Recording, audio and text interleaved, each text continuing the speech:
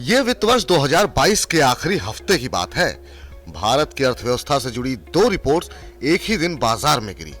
पहली brokerage firm MK global की, जिसमें निफ्टी के 19,000 पहुंचने का अनुमान था, और दूसरी रिपोर्ट घरेलू रेटिंग एजेंसी इक्रा की, जिसमें वित्त वर्ष 2022-23 के लिए भारत की ग्रोथ रेट का अनुमान 8% से घटाकर 7.2% कर दिया गया। पहली नजर में ये आकलन अगर आपको विरोधाभासी लग रहे हैं, तो बाजार का पिछले साल का प्रदर्शन सामने है।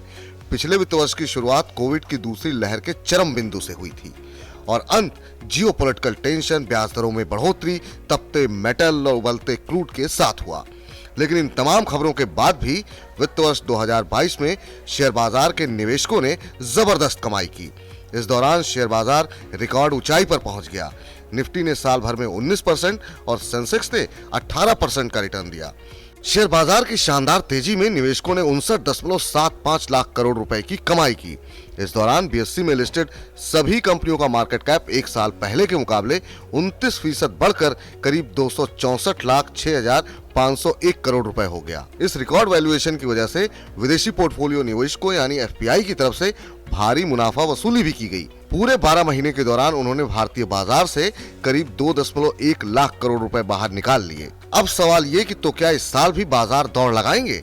वित्त वर्ष 2023 की भी शुरुआत एक चुनौतीपूर्ण माहौल में हो रही है।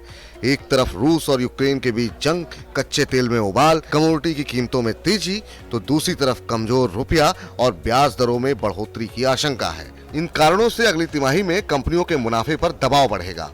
इसी तरह कीमतें अगर एक सीमा से ज्यादा बढ़ी तो मांग पर चोट पहुंचेगी और इससे पूरे ग्रोथ पर जोखिम बढ़ेगा। इक्रा ने अपने अनुमान में कहा है कि रूस यूक्रेन के बीच जारी जंग के बीच बढ़ती ईंधन और कमोडिटी की कीमतों से घरेलू मांग प्रभावित हो सकती है। अब समझिए एमके के विशेषज्ञ बाजार में कौन से आंकड़े पढ़ रहे हैं, क्योंकि आपके मन में भी ये सवाल उठेगा कि सुस्त होती अर्थव्यवस्था में आखिर बाजार किस तरह से तेजी हासिल कर सकता है। असल में निफ्टी के कुल प्रॉफिट का 70% हिस्सा 4 बड़े सेक्टर से आता है: बैंक, तेल और गैस, आईटी सर्विसेज और मेटल माइनिंग। बैंकों के अलावा अन्य 3 सेक्टर की कमाई में बढ़त की संभावना है, क्योंकि कमोडिटी की कीमतें बढ़ रही हैं और रुपया कमजोर हो रहा है। ये सेक्टर्स निर्यात आधारित हैं। ब्रोकरेज हाउस एमके ग्लोबल ने अपनी रिपोर्ट में कहा है कि वित्त वर्ष 2022 में निफ्टी 50 का पैट यानी कर के बाद मुनाफा 1,80,200 करोड़ रुपए बढ़कर 6,04,800 करोड़ रुपए तक पहुंच सकता है। इस बढ़त का नेतृत्व Tata steel, JSW steel, Reliance industries, ONGC, SBI और एयरटेल जैसी कंपनियां करेंगी।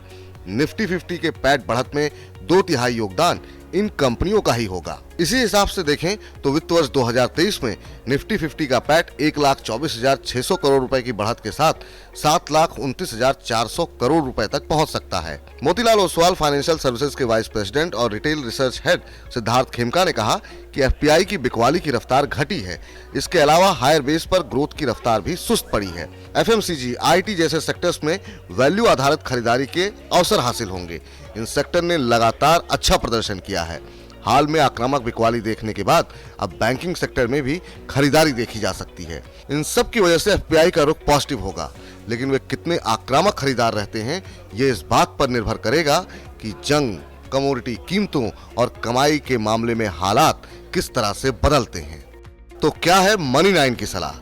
तो मौजूदा हालात में मनी 9 की सलाह है कि आप अपना निवेश बनाए रखें और आईटी जैसे ऐसे सेक्टर के शेयरों पर दांव लगाएं जिन पर कच्चे तेल और कमोडिटी कीमतों में बढ़त का सीधा असर ना हो।